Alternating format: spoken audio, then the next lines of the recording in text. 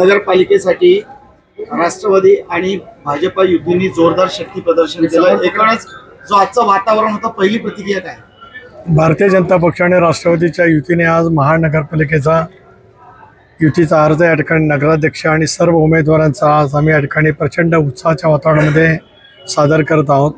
यामध्ये प्रामुख्याने राज्यसभेतील माझे सहकारी खासदार धैर्यशील पाटील आणि दोन्ही पक्षाचे सर्व प्रमुख नेतेमंडळी या ठिकाणी उपस्थित आहेत, ज्यांच्या 5 वर्षाच्या कारकिर्दीमध्ये या शहरामध्ये देदीप्यमान विकास घडला त्या स्नेहल दीदीसुद्धा या ठिकाणी उपस्थित आहेत।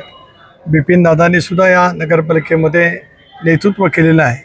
अशा अनुभवशील नेतृत्वाच्या माध्यमातून उद्याच्या भवितव्यामध्ये महाड शहराचा कायापालट करण्यासाठी आम्ही दोन्ही पक्ष सज्ज झालेलो आहोत। शिवसेनेचा असा आरोप आहे की जाणून बुजून महायुतीमधून घटक पक्ष असताना देखील राष्ट्रवादीने आम्हाला बाजूला सरलं, नेमकं काय कारण?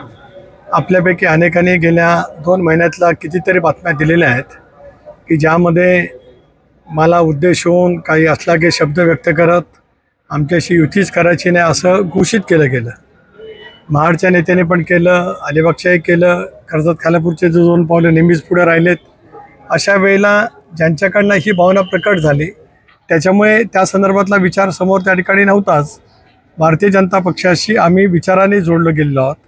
देशाचे गौरवशाली पंतप्रधान नरेंद्र मोदी साहेब, अमित शाह यांच्याजवळ चर्चा करून राष्ट्रवादी काँग्रेस पक्ष हा भारतीय जनता पक्षाचा घटक पक्ष म्हणून देश पातळीवरती, राज्य पातळीवरती, जिल्हा पातळीवरती सहभागी झालेला आहे। स्वाभाविक शिवसेनासुद्धा महायुतीतला एक घटक पक्ष आहे, पण त्यांनी केलेली वक्तव्य किंवा कालसुद्धा पेंडला ज्या पद्धतीने अलिबागच्या आमदारांनी केलेली वक्तव्य आहेत ही निंदनीय आहेत। भारतीय जनता पक्षाचे एक वरिष्ठ नेते सतीश धारप यांच्याबद्दलची कालची केलेली वक्तव्य, तसं बघितलं तर सतीश धारपांना कोणी विकत घेऊ शकत नाही, पण ज्या पद्धतीने वक्तव्य करण्याचा प्रयत्न केला गेला, न्यूनगंडांनी पछाडलेली, भयगंडांनी पछाडलेली माणसं अशा पैकी वक्तव्य करतात।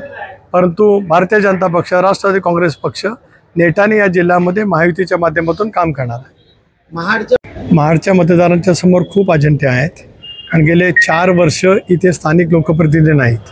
अशा वेळेला जे म्हटलं गेलं आहे, मी अनेकांचं वक्तव्य ऐकतो की महाड शहरामध्ये काही 1000 कोटी रुपयाचा निधी आणला। शहरामध्ये मी फिरलो, दुर्बीण लावून बघितलं, जाड भिंगाचा चष्मा लावला, तर मला तसं काय कुठं दिसल्याचं पाहायला मिळालं नाही।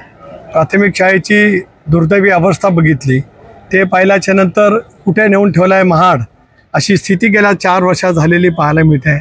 अजून खूप काय वेळेवरती बोलायला। शिवसेनेचे आमदार महेंद्र दळवी असं म्हणतायत पक्षाचं देखील बुडवण्याचा ट्रेंड रायगडच्या राजकारणात येते, तुमच्याकडे बोट आहे? त्यांना किती पण बोटं दाखवू द्या, एक बोट त्यांच्याकडे जातं ते विसरतात, एक बोट माझ्याकडे देताना 4 बोटं त्यांच्या अंगावरती जातात हे विसरतात। निसर्गाचा धर्म आणि नियम विसरणाऱ्या माणसांच्या पुढे माझ्यासारख्या छोट्या पामरांनी काय बोलावं? 3 पक्ष एकत्रित घटक पक्ष म्हणून सत्तेत असताना भाजपाने राष्ट्रवादीच का निवडली आणि शिवसेनेला बाजूला का ठेवलं? नाही, महाडमध्ये कसं आहे, ह्या स्थानिक स्वराज्य संस्थांच्या निवडणुका आहेत, ह्या खऱ्या अर्थानं कार्यकर्त्यांच्या निवडणुका आहेत। त्याच्यामुळे कार्यकर्त्यांना न्याय देण्याच्या दृष्टिकोनातून प्रत्येक पक्ष आपापल्या कार्यकर्त्याला संरक्षित करत असतो। त्यामुळे स्थानिक परिस्थितीनुसार वेगवेगळ्या युती या ठिकाणी घडत असतात।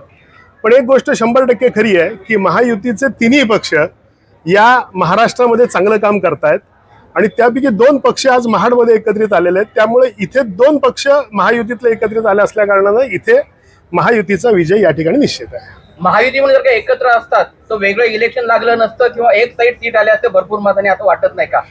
हो, साहजिकच आहे ना। मग प्रयत्न का नाही झाले? प्रयत्न होतील, अजूनही करू, अजून एकच इलेक्शन झालेलं आहे, पुढल्या इलेक्शनला करू।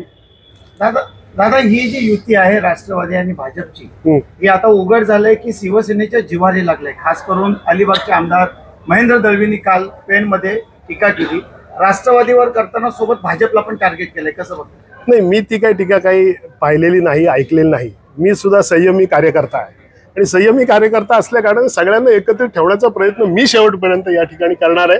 त्याच वेळी ज्याच्याशी ज्या ठिकाणी युती होईल त्यांच्याशी सुद्धा त्या ठिकाणी अत्यंत प्रामाणिकपणाने करण्याचा माझा या ठिकाणी प्रयत्न नाही, 110% खात्रीनं राहील। धन्यवाद।